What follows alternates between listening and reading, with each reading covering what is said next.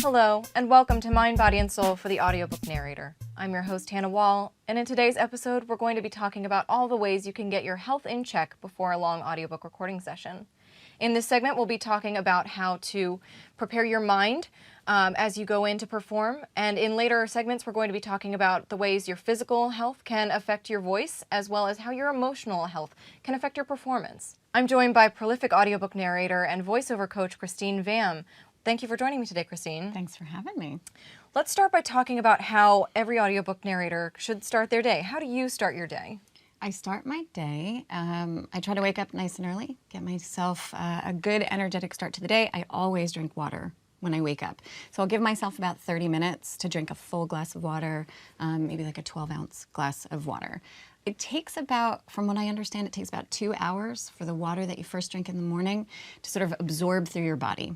And as a voiceover actor and as an audiobook narrator, you want to make sure that your vocal cords are really moisturized, and water is the best way to do that.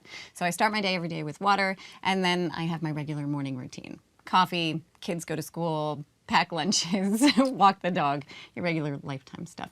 Awesome. And coffee, is that, does that help you warm up? Hot beverages, is that something we should have before we record? So coffee does have caffeine, and it isn't the best beverage for your audiobook narrator. But for me personally, if I'm going to be a happy audiobook narrator, I need to be a caffeinated audiobook narrator. But I do try to limit the amount of coffee that I drink during the day, especially prior to recording. Like I said, if I can get in enough water 2 hours before recording, I'm doing okay. And then a small cup of coffee. Mm-hmm. And that it doesn't seem to affect me negatively. It seems to be okay, so I'm going to keep doing it. Excellent. And before you head into the booth, are you doing any kind of vocal warm-ups? I do some warm-ups. I like to stretch my face. I like to stretch out my tongue. I like to blow a couple of raspberries, get those lips ready to work. Mm-hmm. Because as you know, audiobook narrators can be recording anywhere from 4 hours to 6 hours during the day. And those muscles can get really tired. Neck muscles can get tired. You're holding your head up all day when you're recording, and so those neck muscles get tired, so I like to stretch those out. I do like to take a little walk in the morning to warm up my entire body so that all of my muscles are sort of warmed up. And then periodically throughout my recording day, I take a lot of breaks. Okay. And I might do those warm-ups again if I'm feeling particularly drained that day. If there's a lot of character voices, if I'm doing a lot of male voices and I feel like I've dropped into my lower register and I need to break a little more. So those are the kind of things that I do to warm up. Okay. And are there any risks to maybe not warming up and going straight into the booth?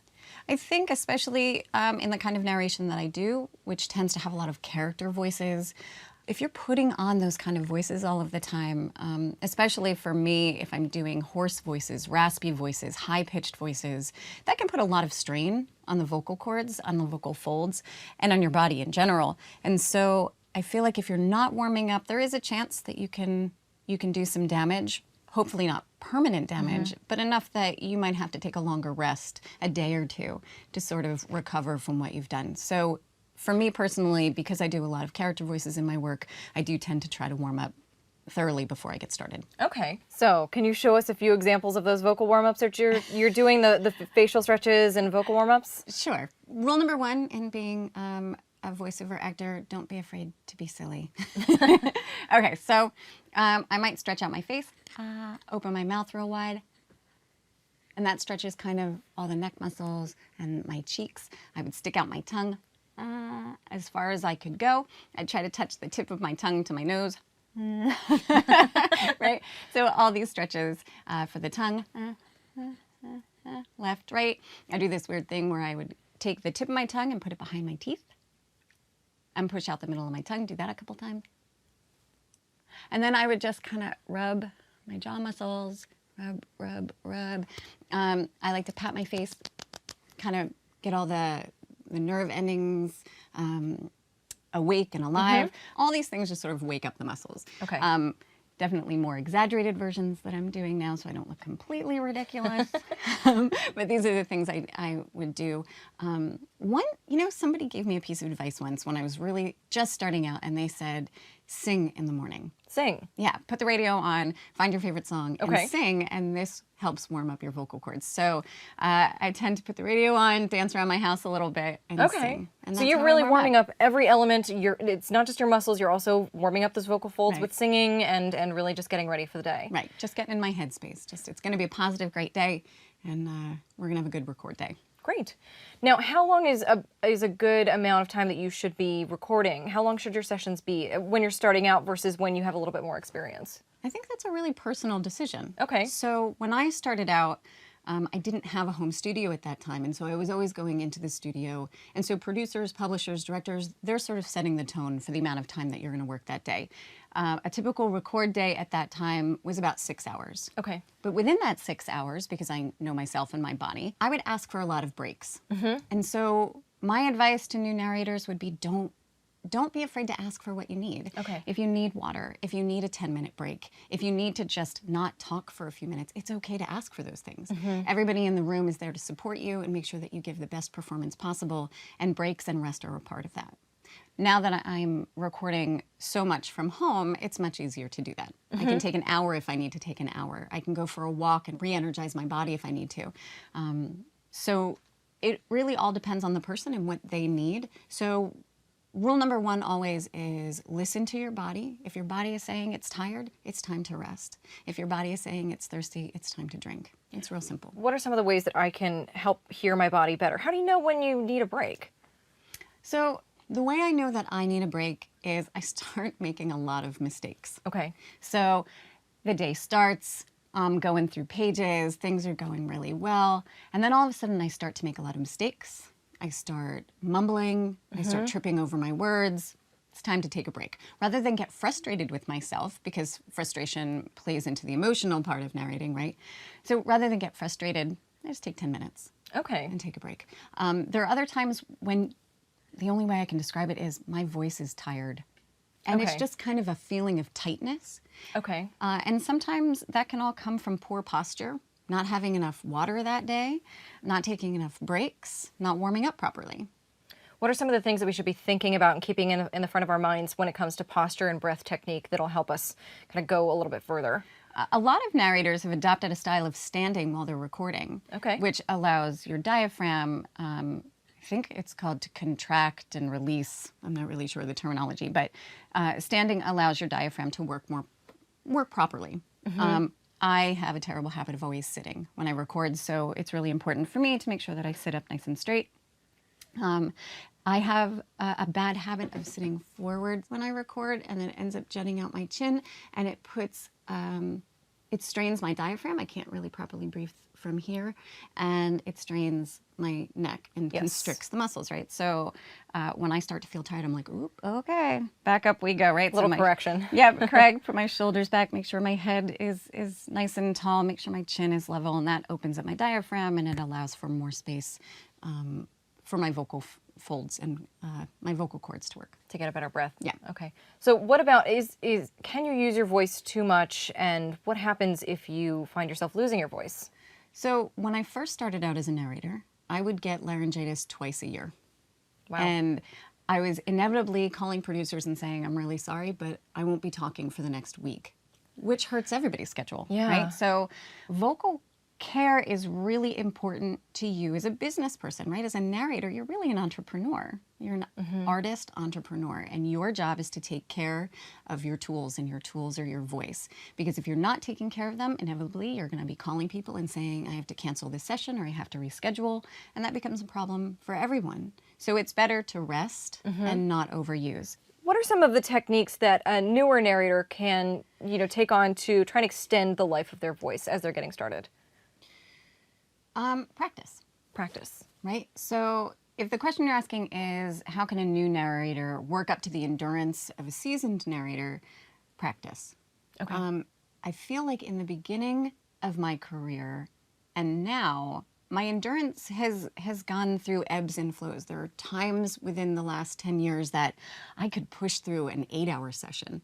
And there have been times in recent history, not so long ago, that I felt like, oh my God, 2 hours in and I was exhausted.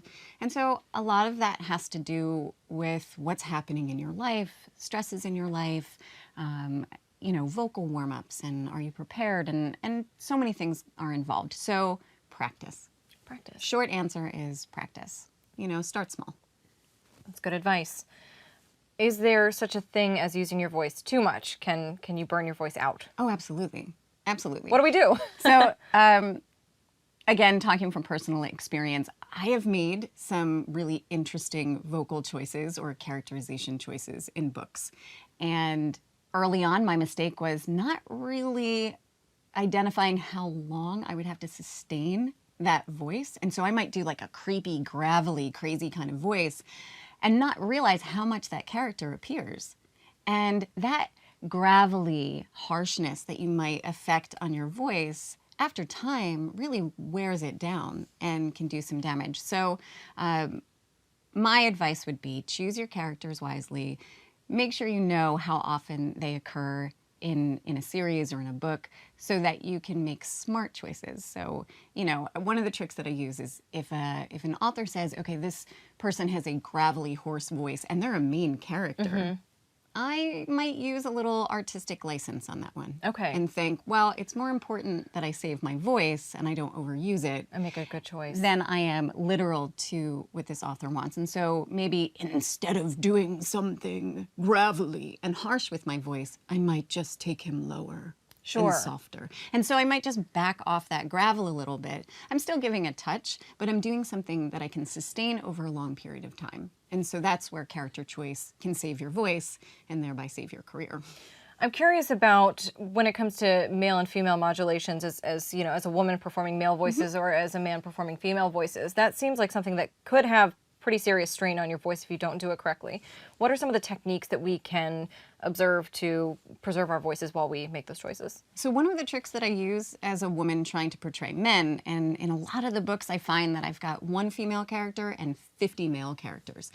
One, it's impossible for one person to portray 50 different people so distinctly, right? So don't put an undue amount of pressure on yourself there. That causes stress. Stress hurts your vocal cords, and that's what we're here to talk about, right? Vocal health. So don't stress.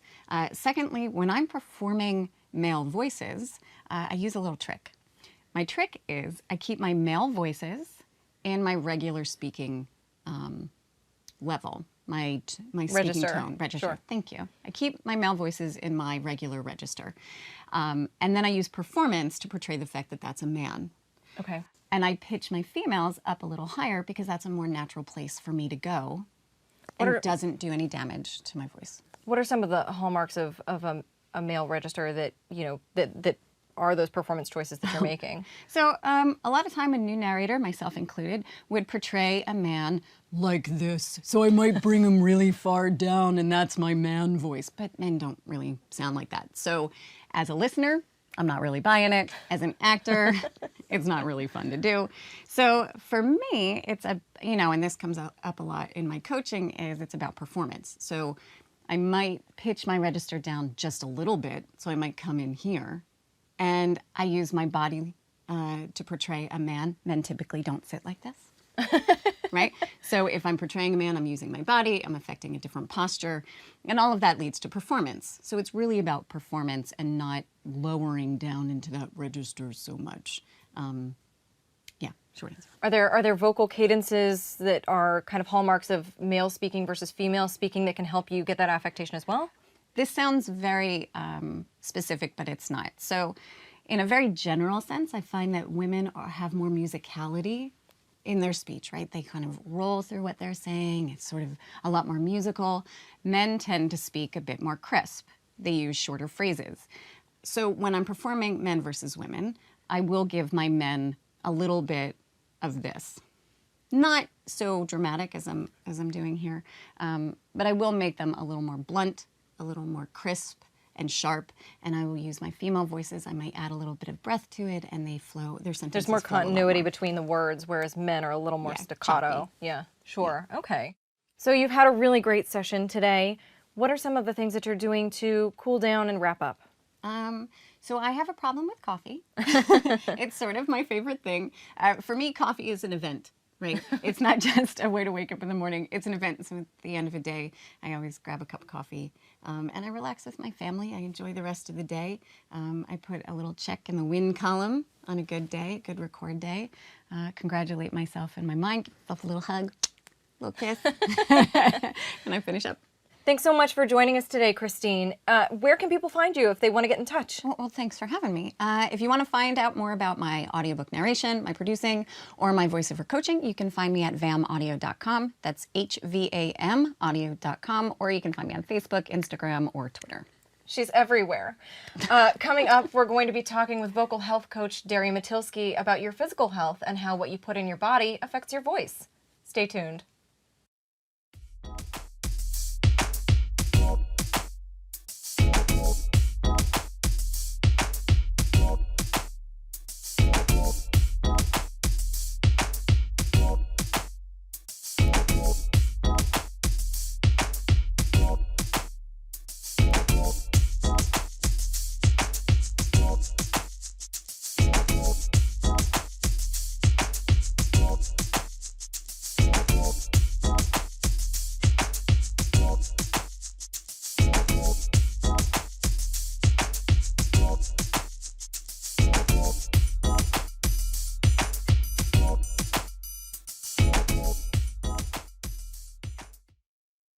Welcome back to our in-depth look at vocal health.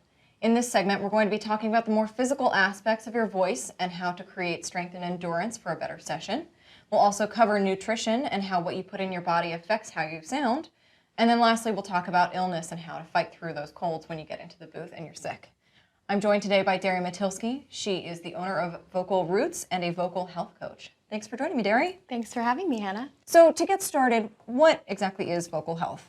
So vocal health is a holistic approach where you are setting yourself up to achieve the best results with the least amount of tension. So how are vocal health and physical health related to each other? So everything you do is very connected, and by that I mean that your voice has 3 different subsystems. So the first being your respiratory system or your breath, which is very physical, very in your body, and you need to tap into those accessory muscles, specifically housed within your ribs, to create this full potential breath. The second one would be your source or your larynx, where your vocal folds are actually living. And then the third is your articulatory system, or what we like to call your filter. So how the sound travels, and your articulators, which are your tongue, teeth, lips, cheeks, how those affect and shape the sound that you're creating. Okay, so those are our subsystems. What are the things that on a daily basis we should be thinking about when it comes to our vocal health? You want to think about nutrition. You also really want to think about carryover situations. So, for example, you are in a social situation where you're talking with your friends, you're out in a loud bar. What are ways that you can use your voice and not harm it? So there are some strategies there which would be to get closer to your conversation partner. You can use gestures. You can just start to really focus the sound in a more resonant way where you're not putting as much pressure on your vocal folds. But it sounds like we should be thinking a lot more about how we use our moneymaker every day. Yes. From the grocery store to dining out at a restaurant, and preserving that with our work in mind. Absolutely. So how can everyday physicality affect our vocal health? So you want to be mindful of how you're carrying yourself. Say you have a heavy backpack, you're commuting, you're stressed out, you can be guarded, so your shoulders can close in. These are all things that you just want to be mindful of, and how you're holding yourself and carrying yourself. Say also you're very physical and you're going to the gym. Certain exercises can actually affect your voice negatively. So say you're doing crunches, you're not necessarily thinking about form. You could be using your neck in a way that's not conducive to healthy vocal technique. So you can always ask for alternatives. In that case, maybe do a plank instead of the crunches, or be aware of excessive grunting with heavy weightlifting. Those are things I'd actually shy away from prior to a session, as well as the heavy lifting, because you could be adding tension in ways that you weren't even thinking about. Interesting, good to know. So I know one of your areas of expertise is vocal massage. What exactly is vocal massage? So vocal massage is more hands-on laryngeal manipulation, which you can do at home. It only takes you about 10 to 15 minutes. So we can get into some of those exercises. Sounds good. Yes, so we're going to start off. We're going to put some lotion on our hands. Thank you. No problem. All right. All right. Warm it up. Warm it up. Okay. So from there, you're going to find your Adam's apple. It's going to be more prominent in men than it is for women, and that's just because of the angle. So find that Adam's apple, and I'm just lifting my chin to show you, but ideally you want to think chin down, a string coming from the back of the crown of your head for alignment. So find that Adam's apple. Got it. Got it? Cool. From there, you're going to move upwards, you're going to find a free-floating bone, which is called the hyoid bone, and you can physically move that bone back and forth. You can use 2 hands. And if you hear cracking, that's totally normal. It's cartilage surrounding the areas. And just do that as long as you 20 to 60 seconds. And this is all part of our warm-up before we go into the session, right? Yeah, I always start off this way. All right. Just prior to vocalizing, so it's just a nice way to ease into it. The second one I like to do is to find that bone again. And directly beneath that, you're going to find a space called the thyrohyoid space. Yep. Find that space. And it's smaller in some people than others, and that's okay. You're working to decrease any tension. So you're just going to gently massage in that space. Do some circles. And again, relax jaw. Then from there, you're going to find that space. And another exercise we're going to do is to find that space and pull gently down 6 to 8 times, physically moving the larynx itself in a downward motion. And you want to be sure that you're not just pulling the skin down, but you're actually pulling the larynx itself down. Interesting. Now, are these exercises we can do every day? You can do them every day. You can do them quietly when you're commuting. You're trying to set yourself up for success, so I'd recommend that. So that's our warm-up. What are some of the ways we can cool down after a session? For cool downs, so you can focus on throat opener exercises that really really utilize your full range. So you can start from the top of your range and just go all the way down to the bottom of your range, just to kind of relax and reset. Almost like a yawn, but really focusing on opening up the back of your throat. Yeah, actually, yawn's a great way to explain it because you want that openness, and that's the sensation you're going for. So I'd recommend that. Okay, excellent. So that's cooling down. All of this is really in the name of decreasing tension, though. So what are some of the things that we can do if I'm sitting all day in the booth to decrease my physical tension? Physical tension. So for that, you want to focus on relaxing your neck. So you can gently stretch, feel that stretch all the way down the side. Yep. To the other side. Another one would be to look side to side. Just hold that stretch. The other side too.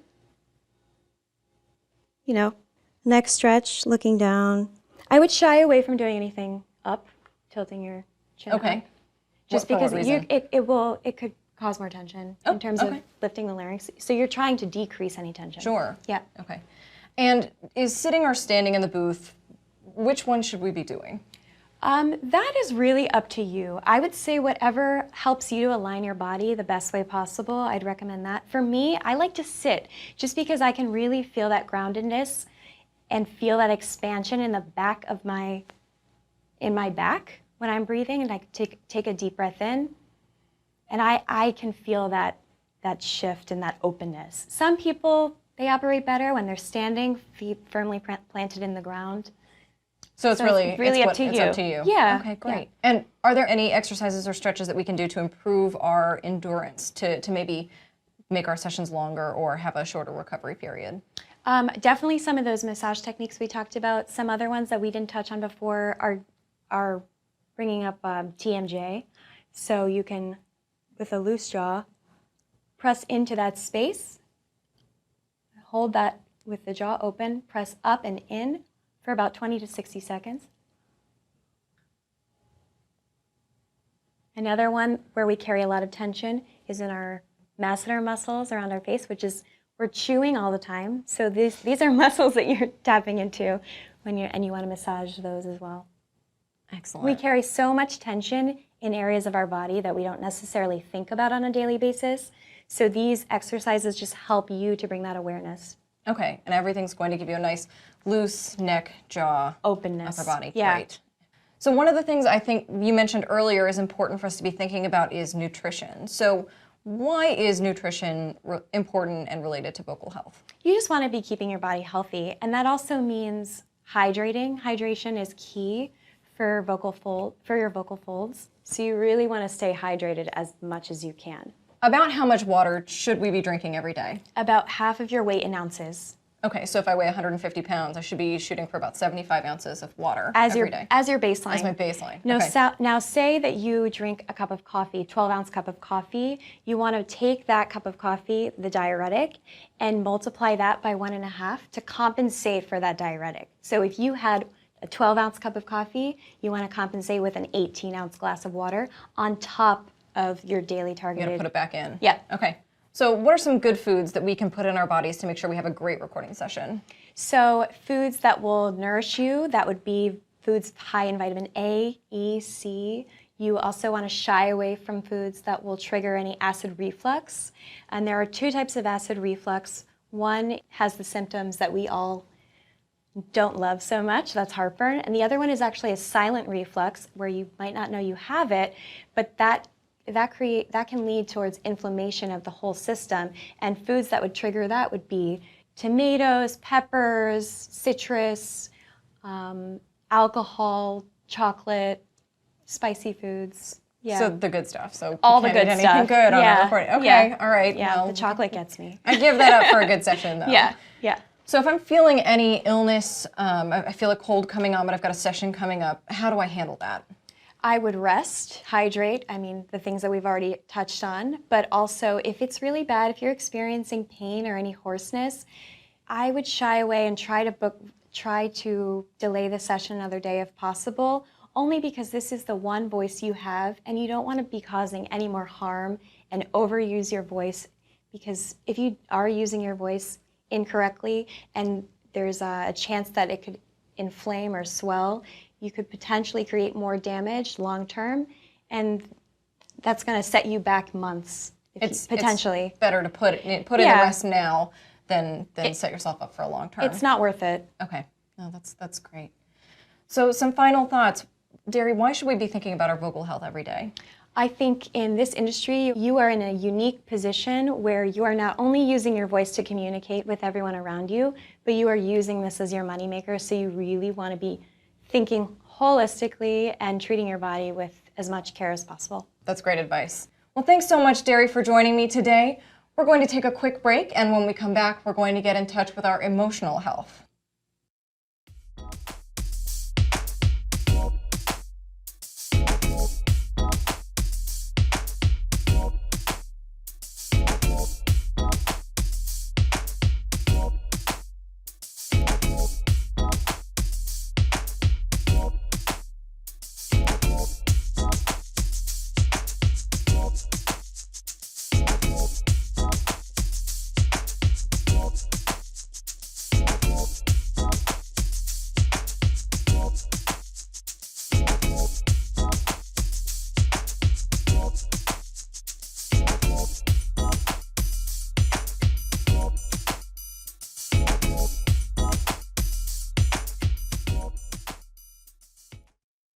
Welcome back to Mind, Body, and Soul for the Audiobook Narrator.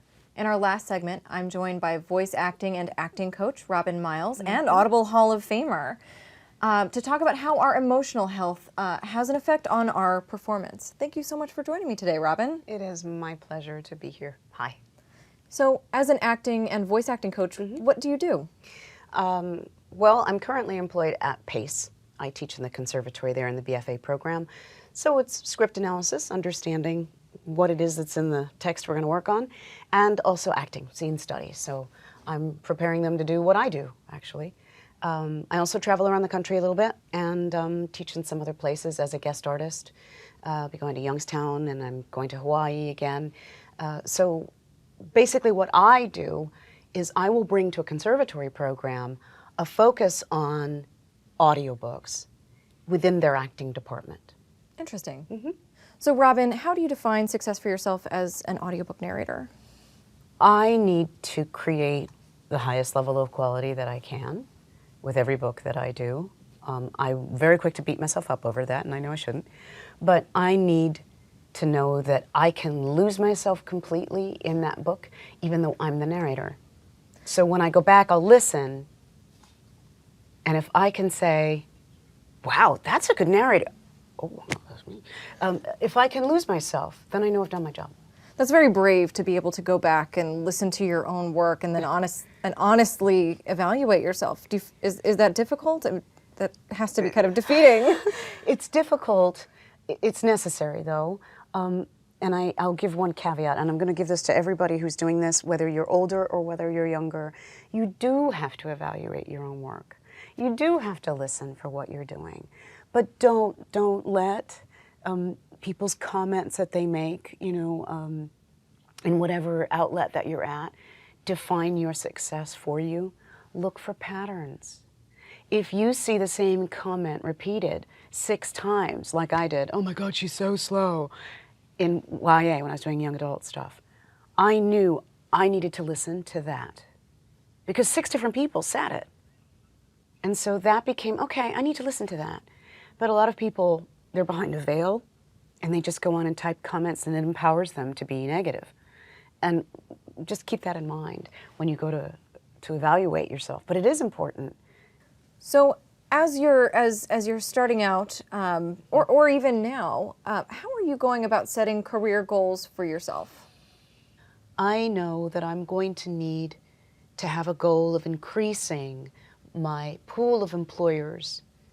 Every year I should see more employers, or it might be every 6 months. I think one of the factors that plays into that is being able to recognize what your voice matches well with. Because if you've got one of those voices that you hear in lots of different genres, that means there are a lot of areas open to you. If you have the kind of voice where only a couple of different genres really lean on that type, okay, now I can set a goal that's realistic. And this has happened to me a couple of times. I've had women come to study with me who I hear them and I say, wow, great facility with acting, interesting voice, there's nuances going on in there, but they only really work well in young adult because they sound so immature yet. Yeah. They still have a naivete that can be heard through the voice. They're not going to get nonfiction books that are essentially expertise books. So what I mean, I'm looking for what is the pool into which I'm going to be swimming, in which I'm going to be swimming. Are there many? Because my goals are going to be dependent upon what part of the market can use what I've got to give. So it sounds like it's about understanding your voice and what you're capable of and what you can bring to the audience, and then going after that and setting goals based on your current capabilities. And maybe as your voice matures, those goals will shift and change. It's partly the maturity. There's a wonderful narrator, Samantha Dej, who, when we were talking, she said, I get all this work in this particular area, but you know what? I would like to have that really literate, hard stuff. And when she read from me, I went, well, you should be doing that. People just didn't know yet. So when you're setting goals, you've got to look at where you're currently swimming and the match that there's there. Where are the other places that you want to be swimming? Do you have a match? If you don't have a match, what is it that you need What's going to take make to the get match? there? Yeah. So as you're setting those quality goals for yourself, how are you evaluating when you need to maybe move the goalpost further or push yourself a little bit harder? Wow. I think for me, in terms of pushing a little bit harder, moving the goalpost, if I'm self-directing and I'm doing things at home, oftentimes I'll pick a file about an hour into the session, because you don't want to pick right at the top, about an hour into the session, and just spot check, listen to it. Usually I'll do that because my body has told me something's not quite right. Tell me more about that. Mind-body connection. Emotions affect organs and muscles, muscle groups. Muscle groups affect emotions as well. It goes back and forth. So if I'm sitting in the booth and I'm in front of the microphone and I feel tight, tense, stomach, arms, shoulders, I got to get rid of that so that I can flow, emotions can flow freely. And it's usually when I feel like that I can also hear that the investment isn't completely there. So I'll stop. I open up knees, which opens up this whole part of the body. I open up my arms across my shoulder, across my chest, put my wrists, my hands on the desk facing up. Open wrists, open throat. And let the doors of vulnerability open. Oh, that sounds so corny. But it just means that defense mechanisms that are physical are now falling away and opening. And it allows me to do my emotional work for what I'm reading. And it's a direct result of the fact that we can't rehearse. Sure. You know, we can't practice what we're going to feel. You have to be just really open and let the author's words cause something to happen, and then you let it out. So emotionality is really required. It's a critical component of your job. But what about some of the times when you're reading more challenging material that, you know, maybe personally affects you? How do you bring that into the booth, control it, and then slough it off at the end of the day? That is the central question. I find when I'm doing something really, really difficult, physical, sexual abuse, violence, I'm very empathetic, and it can overwhelm one. But I feel like if I walk at that as if a wave is coming at me, and I'm fully aware that the wave is coming, but just keep walking. Just keep walking. There are times when the wave kind of pushes you back a little bit, but if you just remember to breathe through it and keep going, if you let it wash completely over you, you can continue to go. If you release it, have it. Just let yourself have it, and then release it. That's got to be hard, though, to go back into the booth the next day and then re-access that same space. I think I feel safer now doing that because I release. If I didn't release, I'd be bringing that tension home with me, trapped in there. But I think the release is really, for me, key. It's key. How do you stay motivated if you're repeating and you're trying and you're not feeling maybe like you're making any personal progress? How do you dig deep and find that motivation to keep going? I think it comes from a love of reading and literature. I talk to so many people who just are in love with books. That love of books keeps me, and should keep you, coming back to it as you start to stack up skills. What if you love it, but maybe authors and studios aren't loving your voice? If you've been rejected, how do you stay positive? That's a painful thing, rejection, and you know, actors, we live in the rejection land. I do think we have to honor ourselves. We have to honor what we do, and that means also being honest with ourselves. If you're really committed to making this a career and just not getting the results that you want, is that a sign that I need to go into coaching? How can I be honest with myself and figure out why I'm not connecting to my audience? I think it's pretty wise to do a diagnostic with people who are knowledgeable. And I say people, not person. Okay. I don't think, because I don't believe any one person should be your guru. You want to be able to gather opinions that you can respect from 2 or 3 different sources. See if there's a common thread. Because again, I'm always looking for the common thread. That'll tell me, okay, he heard it, she heard it, she heard it, must be there. If it walks like a duck 3 times. So I've got that to help me. Listening. Listening to people is so important.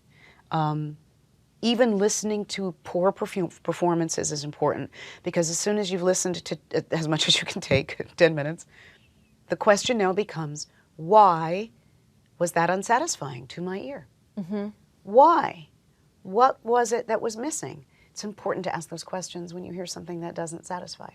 And I think that goes back to what we were talking about earlier about getting that feedback and being willing and open to accepting criticism. Yeah. Yeah. Yeah. So, but audiobook narration is is relatively a solo profession. Yeah. And you know, especially if you're self-producing, it's just you and the book. How do you keep yourself sane and you know, keep your mind right when it's just you and your voice? That's a hard one because it's hours and hours alone. But I will say I don't have a home studio that is good enough for audiobooks. I record other little things in it that don't require the same sound integrity. And what I discovered is that I really enjoy paying for my studio time at someone's home or in a proper studio because there are always other people around. Being able to get up, take a walk. If I'm coming from the gym, I have my yoga mat. I might wait and do the yoga when I get to the studio between things. Playing a game on the phone. One game, not 18 of them in a row, you know. But understanding that you need to sometimes unhook your brain, let it range around a little bit, and then come back, I think is very helpful. Interesting.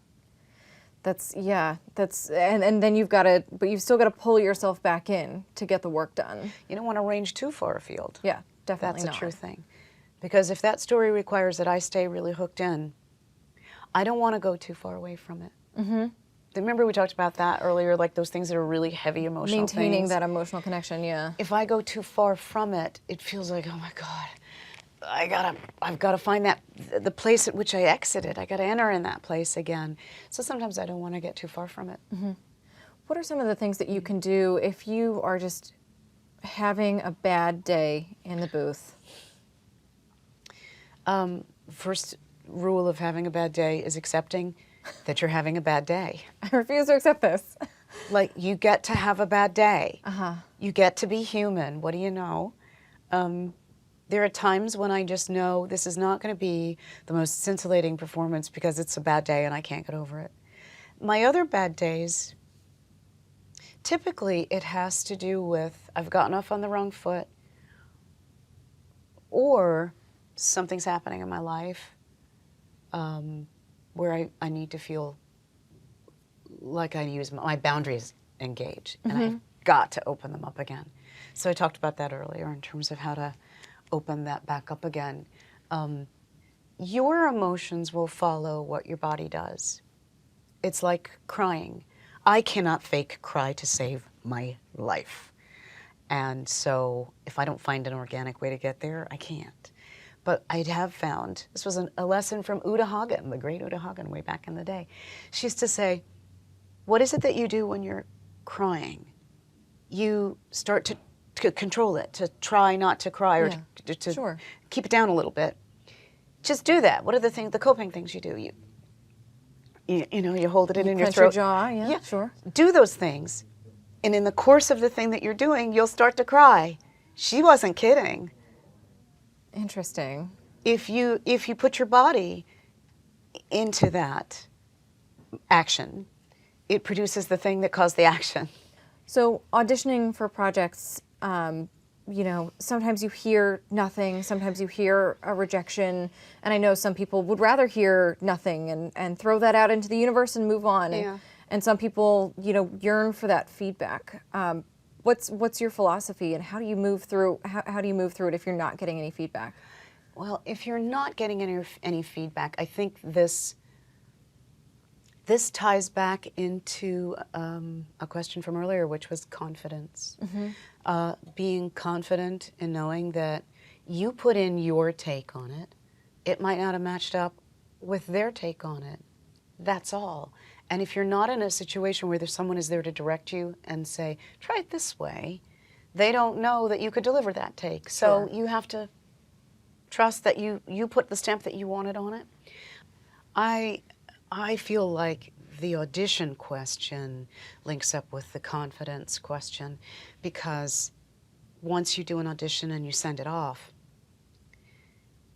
you have to be confident that you made a couple of choices, you put them out there. You don't know whether you sounded like someone's ex-wife who they hated. True. You don't know.